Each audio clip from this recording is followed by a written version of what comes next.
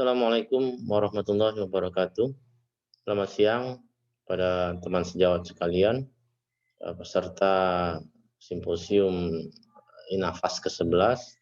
Pada sesi siang hari ini kita akan bicara tentang embolisasi, prinsip-prinsip embolisasi, dari kasus embolisasi yang sederhana sampai tindakan embolisasi yang lebih rumit.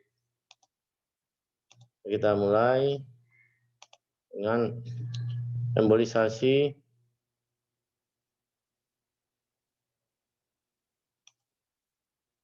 Embolisasi pada beberapa kasus bedah di RSMH. Jadi apakah embolisasi itu? Embolisasi merupakan suatu prosedur minimal invasif untuk menyumbat atau memblok satu atau lebih pembuluh darah atau saluran vaskuler yang mengalami kelainan atau malformasi. Prosedur embolisasi ini akan menempatkan agen embolan melalui kateter pada pembuluh-pembuluh darah melalui feeding arteri dari pembuluh darah utama sampai ke target organ yang akan dilakukan tindakan penyumbatan aliran darah tersebut. Kapan saja kita melakukan tindakan embolisasi itu? Tindakan embolisasi itu bisa dilakukan pada kasus aneurisma pada arteri vitralis. Embolisasi juga bisa dikerjakan pada kasus-kasus endolik, pada aneurisma aorta abdominal atau aneurisma aorta thoracalis yang sudah dilakukan pemasangan stent. Bisa aneurisma juga pada kasus vaskular malformasi atau arteriovenous fistula pada kasus-kasus trauma. Embolisasi bisa dikerjakan juga pada kasus post operatif atau yang mengalami perdarahan sesudah dilakukan tindakan operasi atau pada kasus-kasus yang mengalami trauma. Indikasi lain dilakukan embolisasi itu pada perdarahan saluran cerna, pada kasus-kasus yang hemoptisis, pada kasus kanker hepar, kita kenal dengan tindakan TACE, pada kondisi portal hipertensi. Embolisasi juga bisa diindikasikan pada kasus-kasus mioma uteri dan pada kondisi varikokel dan pelvic congested syndrome. Banyak indikasi lain untuk dilakukan tindakan embolisasi pada kasus-kasus bedah, sehingga proses penyakitnya bisa ditanggulangi atau indikasinya bisa untuk mempermudah tindakan sebelum dilakukan proses pembedahan. Nah, untuk melakukan tindakan embolisasi itu ada beberapa komponen yang kita butuhkan. Seperti ada bagaimana material embolan itu sampai kepada target pembuluh darah yang akan dilakukan penutupan. Kita harus memakai kateter agar sampai ke target organ yang akan dilakukan embolisasi. Selain kateter, kita juga memerlukan wire.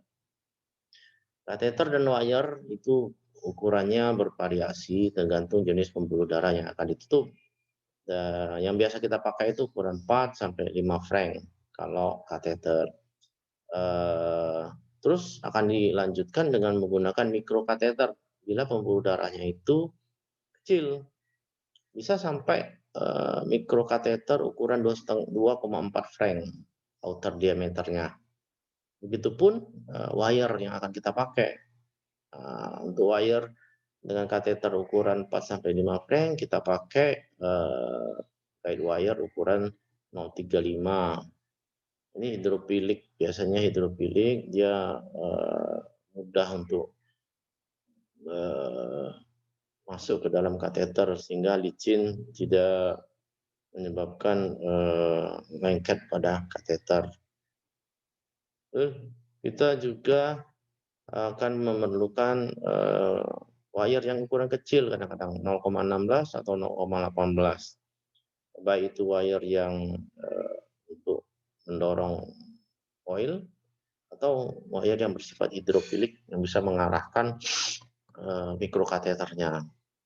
Nah, embolan-embolnya berbagai macam jenis embolan. Secara umum kita bagi menjadi liquid, partikel, dan mekanik embolan.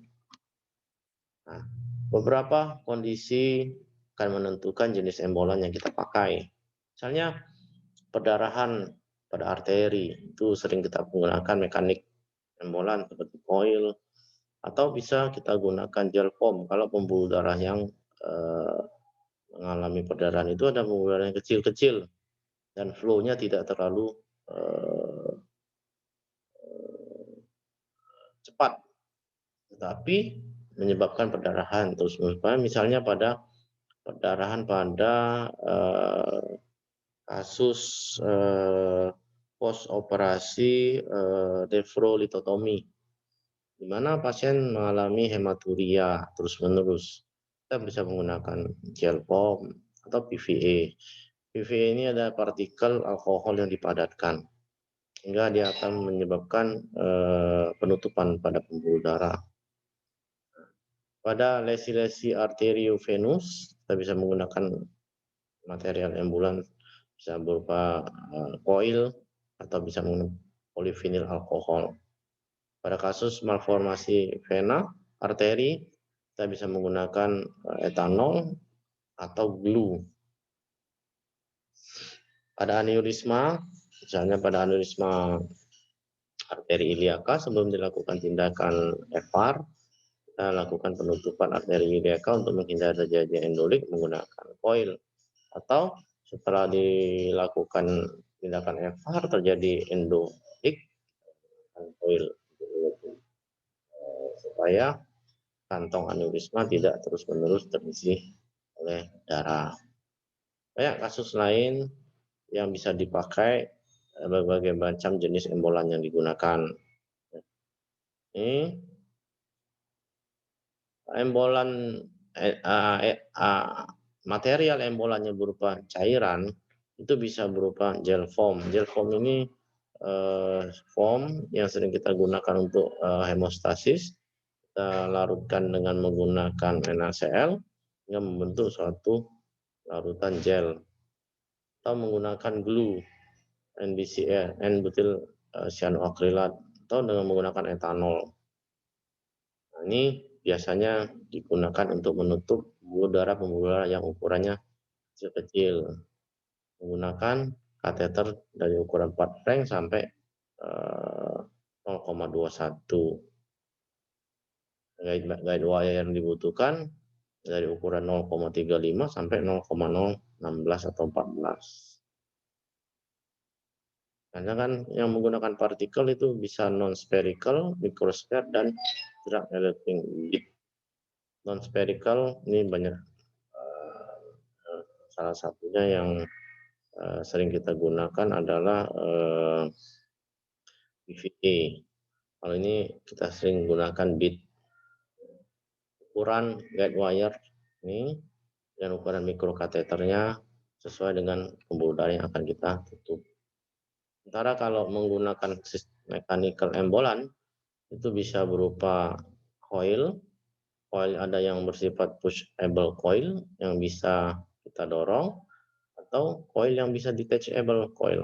Detachable coil ini keuntungannya kalau misalnya posisi tidak pas, bisa kita reposisi. Mungkin harganya akan berbeda dengan pushable coil. Ini kondisi di RSMH, tindakan embolisasi dari tahun 2015 sampai tahun 2020. Kita mulai melakukan tindakan embolisasi itu di tahun 2015, mulai dengan satu kasus. 2016 itu satu kasus. Nah, kita masih tahap pengenalan dan kita masih tahap komunikasi dengan beberapa sejawat, memperkenalkan tindakan apa yang bisa kita bantu untuk mempermudah mereka melakukan teknik operasi. Di tahun 2017 dan tahun-tahun berikutnya sampai tahun 2020 ini jumlah kasus yang kita kerjakan semakin meningkat. Sementara kalau distribusi umur kasus-kasus yang kita kerjakan ternyata pada usia produktif itu lebih banyak dibanding pasien-pasien anak atau pasien-pasien lansia. Perempuan ternyata lebih banyak kasus yang kita tangani dibanding laki-laki. Sementara beberapa indikasi yang dikerjakan di RSMH Palembang itu ternyata kasus vaskular malformasi dan tumor ginjal itu menduduki urutan terbanyak, diikuti dengan trauma pada pembuluh darah dan tumor ginekologi. Tumor ginekologi biasanya kita mendapat konsul dari teman sejawat dari bagian kebidanan. Tumor ginjal kita mendapat konsul dari sejawat-sejawat di bagian bedah urologi. Dari bagian obstetrik dan ginekologi kita sering mendapat konsul tumor ginekologi dan pasien-pasien dengan PCS. Dari onkologi juga sudah mulai ada konsul beberapa kasus. Kemarin ada kasus tumor parotis, kita lakukan tindakan embolisasi sebelum dilakukan tindakan operasi. Ada juga konsul dari bagian penyakit dalam, gastroenterohepatologi, mereka mengkonsulkan tumor hepar untuk dilakukan tindakan embolisasi. Beberapa jenis embolan yang sudah kita gunakan di Palembang, yang terbanyak adalah kita menggunakan PVA, dilanjutkan dengan menggunakan gel foam, NBCA, oil, dan vascular pack. Ini mechanical, ini liquid. Komplikasi tindakan embolisasi itu yang paling banyak adalah hematom di daerah puncture. Ini kemungkinan karena setelah dilakukan tindakan embolisasi penekanan kurang optimal atau pada daerah puncture itu pembuluh darahnya mengalami kalsifikasi. Jadi ada 6 kasus yang mengalami hematom, karena ada 5 kasus terbentuk pseudoaneurisma dengan berbagai ukuran. Tapi dari seluruh pseudoaneurisma ini semuanya kita lakukan tata laksana. Ada beberapa kasus perdarahan, distal emboli ini pasien setelah dilakukan embolisasi kebanyakan pada kasus ada 2 kasus, satu distal emboli pasien menjadi CVD, satu lagi kakinya jadi dingin. Pada waktu itu kasus yang kita tangani adalah APM pada regio ekstremitas inferior. Dan 2 kasus mengalami kontras injuri nefropati. 2 kasus nekrosis pada kulit itu ada 2 kasus, infeksi pada puncture site ada 1 kasus. Ini beberapa contoh. Ini kita lakukan AVM pada telinga kanan, kita lakukan embolisasi beberapa tahap. Ini arteriografinya, ini feeding artery, ini draining vein, besar draining vein, ini feeding artery, ini mikrokateter kita. Ini setelah dilakukan embolisasi, sempat kita lakukan ligasi penutupan cabang-cabang pembuluh darah, beberapa cabang yang besar kita tutup. Ini kasus kedua, pasien dengan AVM pada regio auricula juga. Ini sering terjadi perdarahan. Jadi pasien mengeluh perdarahan sering terjadi di auricula. Dikonsulkan oleh sejawat onkologi ke kita.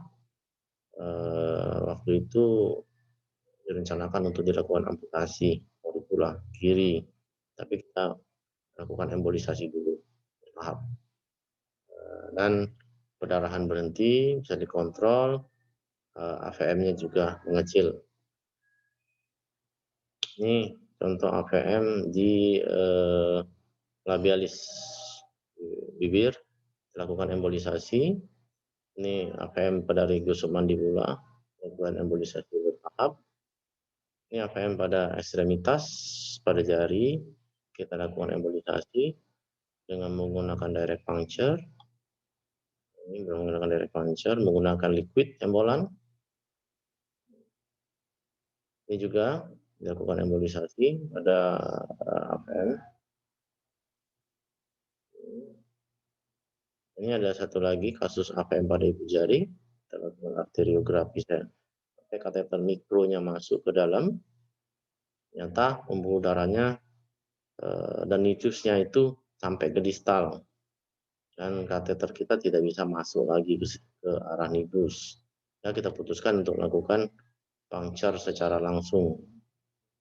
Ini hasilnya setelah dilakukan embolisasi, AVM-nya mengecil. Ini ada AVM di regio glutea, juga kita lakukan embolisasi. Ini tahap kita lakukan embolisasi. Ini contoh kita lakukan embolisasi pada tumor ginjal. Kita lakukan embolisasi pada waktu itu dikonsulkan tumor ginjal, dokter urologi akan melakukan tindakan nefrektomi. Keuntungan dilakukan embolisasi sebelum dilakukan nefrektomi ini, perdarahan ternyata lebih minimal, hingga waktu operasi lebih singkat, dan hari rawat juga lebih singkat. Ini kita masih buat penelitian di Palembang, efisiensi penggunaan embolisasi pada pasien tumor ginjal, kita kerjasama dengan bagian urologi. Ini beberapanya, ini gambarnya, lakukan. Ini arteriografi sebelum dilakukan kita masuk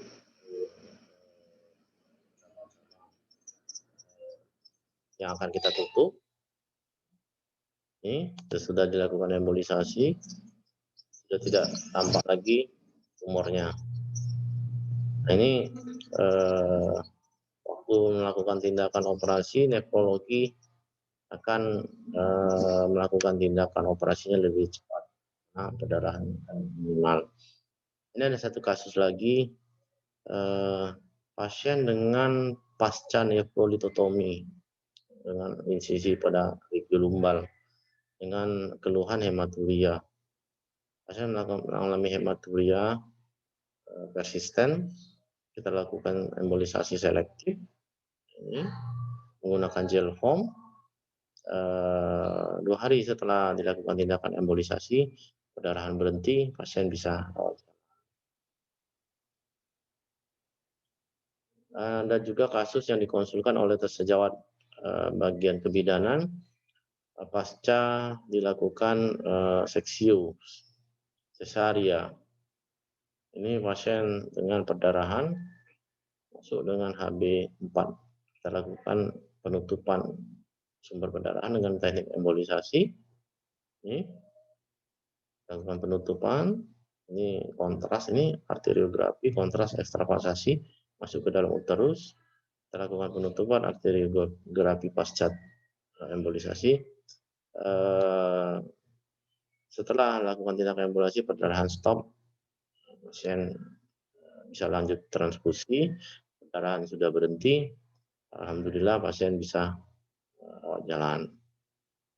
Satu lagi kasus yang kita tangani, contohnya ini AV fistula traumatika. Laki-laki umur sekitar 40 tahun, dia mengeluh ada benjolan di kepala sebelah kiri, regio frontal, berdenyut. Ini kejadian kecelakaan lalu lintas sekitar 6 tahun, kemudian dilakukan penjahitan,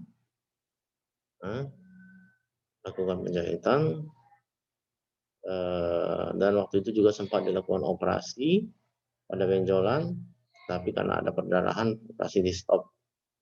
Ini kita lakukan CT angiografi, dapatkan AV fistula, ini AV fistula, kita lakukan arteriografi,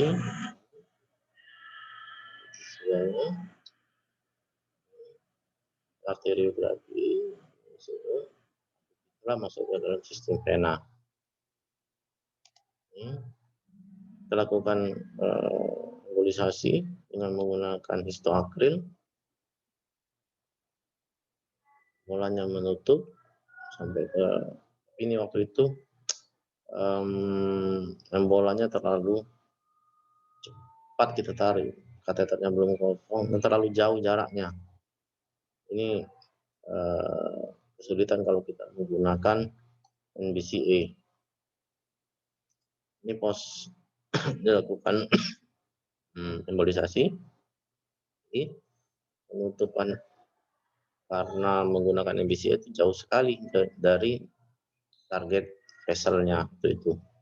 Tapi alhamdulillah pasiennya bisa kita lakukan eksisi tidak ada gejala sisa.